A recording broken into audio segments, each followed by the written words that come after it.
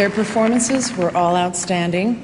Here are the nominees for Best Performance by an actor in a leading role. Andre Durrell in the Super 6 tournament.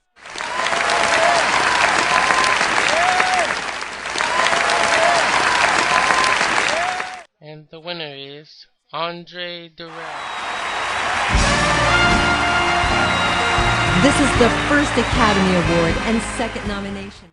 Are you serious, Andre Durrell? You know damn well you flop.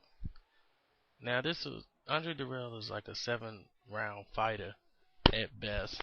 When the pressure was on, as you can see here, Arthur Abraham punches him right in the face. Now why is Lawrence Cole breaking him up for him to talk to the doctor? When Arthur Abraham was coming on in the 9th round. Made no sense. Now he stops the fight.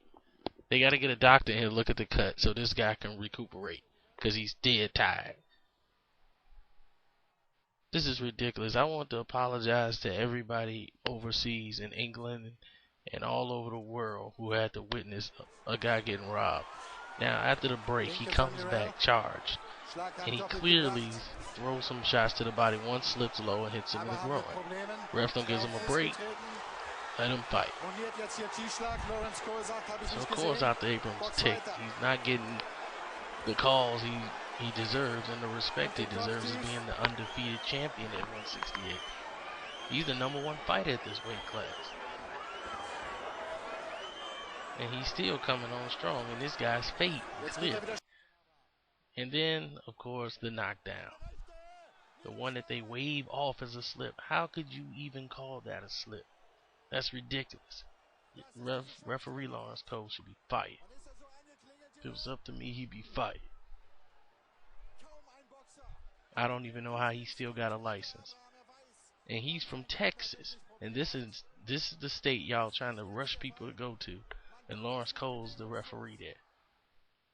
Now here's the phantom punch. Look at him smirk. And now he's finna fall down. Now here it is in slow-mo again. He gets hit. Watch he smirk. Now watch he, oh, okay, let me lay down. This is a travesty. The not so free agent Zab Judah, who went Don King, then went to Prize Fight Boxing. Now he supposedly has got some deal with Square Ring with Roy Jones' promotional company. Just keeps going from worse to I can't believe it. He still owes Don King money. He owes Prize Fight Boxing some money, even though they came to an agreement on a mutual split. And he owes Square Ring some money.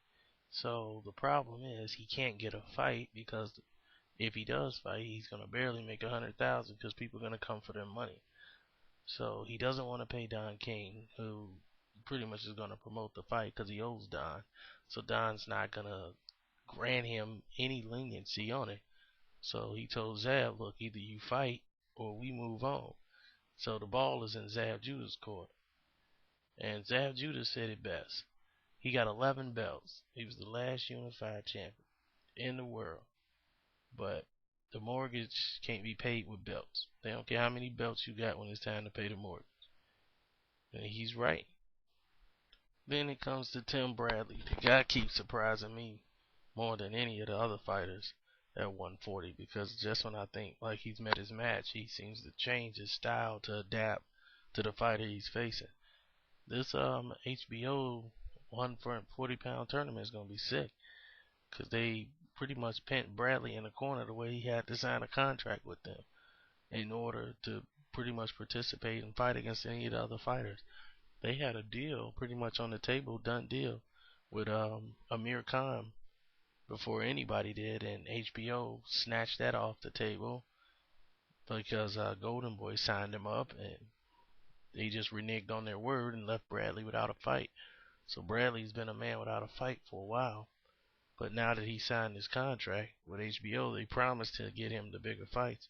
So you're gonna see him against the Alexanders, the Medanias, and the Khans. But they got him fighting against a Luis Carlos Abreu, who's 29-0 with 23 knockouts on HBO, and I'm shocked. So I'm like, wow, that's pretty like out the blue. Never even heard of this guy. But HBO find him, and they're gonna, if he wins that, then of course they're gonna get these other fights going on 140 pounds. Told you that's the division. Y'all don't be believing me. And moving on to Money May. Money May is going back old school for this training, because they're training to knock Shane Mosley out and be the first person to stop Shane Mosley. You know, that's their motivation coming into this fight. So they're going back to the old school ways, what he used to do in Big Bear when he used to train there. He used to chop wood, burn, run in the forest and stuff like that. So this 24/7 should be entirely different than the ones you're normally used to seeing. So definitely look out for that. But I also got to say, going back to the first reference to Andre Durrell, and that situation was just horrible. And this is only a black guy for the game. We gotta evolve, and if we're gonna evolve, we just gotta score the fights the way they are. We gotta stop with these bad decisions, because it's ruining the sport,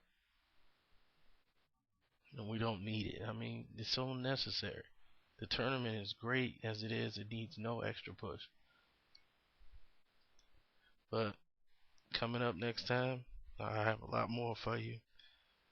There's a lot of developments going on, but I can't really say right now until I get it confirmed. I want to just put it out there, but you'll know about it from me first. And I am hurt about Joe Calzaghe. I'm really disappointed in Joe. Peace.